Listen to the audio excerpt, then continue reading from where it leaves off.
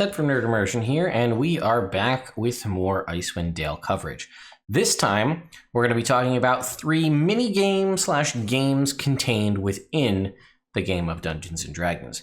These are things that I always really enjoy, and I like to try to emulate in my own games, but some of them go ahead and answer that. So, first up, we have fishing for Knucklehead Trout. So if we jump over here, you can see in the first chapter, there's a section under kind of Icewind Dale Wilderness Survival. To fish for Knucklehead Trout on the lakes of Icewind Dale, the character needs fishing tackle and a rowboat. Pretty standard stuff. The former costs 4 GP, while the latter can be bought for 50 or rented for 2 GP per day. So this is specific to Icewind Dale, but the next part is what we're really after. At the end of each hour spent fishing on the lake, the character can make a survival check. A failed check indicates no fish is caught during that hour.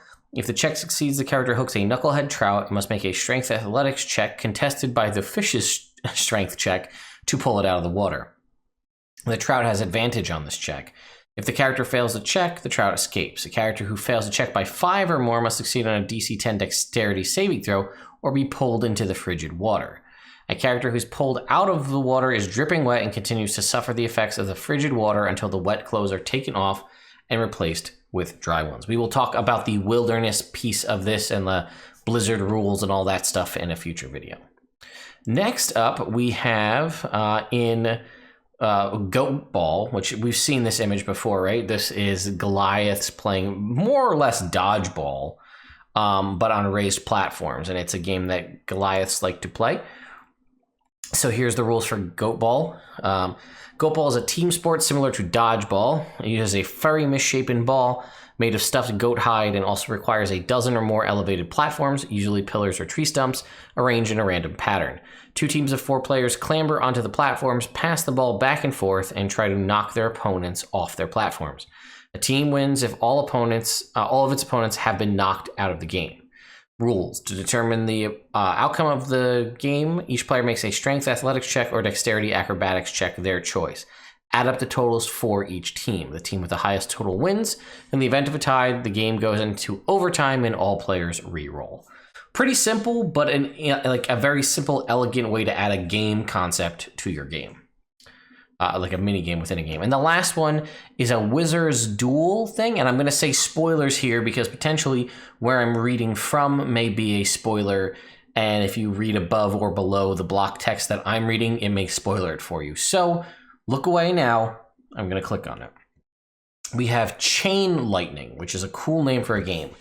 Chain Lightning is a game in which 2 teams of 6 players compete against each other. To win, a team must eliminate the other team's players by hitting them with a 3-inch diameter iron ball. A player struck by the thrown ball is eliminated and teleported to the sidelines. The game ends when all of one team's players have been eliminated. When the game begins, an iron ball magically appears in a random location on the arena floor, roughly equidistant from the 2 teams. The ball is a simple ranged weapon with finesse and thrown properties. It has a range of 120 feet, and it deals a d4 bludgeoning damage on a hit. To simulate a game of Chain Lightning, follow these steps. Every player makes a dexterity athletics check. The individual with the highest roll gets the ball, and that person's team is on offense. Resolve a tie with a strength athletics contest. So if you think about it, if you imagine a dodgeball game, all the balls are in the middle, and this one there's only one, so you're trying to run up real fast and quick and snatch this from anybody else. Running and that kind of stuff isn't athletics checks, but the ability to get there fast and snatch it, that's a dexterity athletics check. And then if there's a tie, that's you fighting for the ball, so that's a strength athletics contest. Step 2. To simulate the ball being passed around, every player makes a DC 15 dexterity athletics check, again, catching the ball.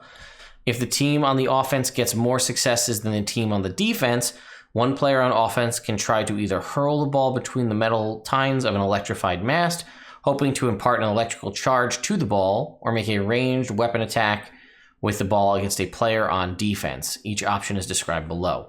Hurling the ball between the tines of an electrified mast requires a successful ranged attack roll against AC 15. If the attack hits, the ball becomes electrically charged and it passes between the tines. Repeat step 1 to determine which team gets custody of the electrically charged ball. If the ball is thrown at a player on defense and hits it, that player struck by the ball is eliminated. If the ball is electrically charged when it hits, it deals an extra 1d6 lightning damage to the eliminated player, and an arc of lightning shoots from the ball and automatically hits another randomly determined player on the team. The second player takes 3d6 lightning damage and is also eliminated. If the ball is thrown at a player and it misses, it loses its electrical charge if it has one. Repeat step 1 to determine which team gets custody of the ball. How to win? Repeat step 2 until one team has eliminated all the players on the other team. Obviously, based on what I had just described there, it's a very specific chain lightning stadium / arena you need to set up for this to work. However, it sounds really fun. And these kind of little simple things are like, it might not seem a lot to you, and if you haven't run a lot of games or you don't do this kind of stuff, it may not seem like a big deal. But I promise you, these fun little goofy mini games within the games will be things that your players will, 1, they will absolutely love. 2, they will spend probably more time here than you thought they would. And 3, they will most likely talk about wanting to come back and do it again. There's just something, and you know what, here's how I'll put it. Think about it this way. Have you ever played a video game where inside that video game, there was like another game? Like, let's say you're playing a game, some kind of adventure game, and there's like an arcade in that game store or in this video game, and you go to it and it's like Pac-Man or Galaga. How much time did you spend? You could have probably gone out and played Pac-Man or Galaga, but there was something about like playing it in a different game that was just that much more enjoyable.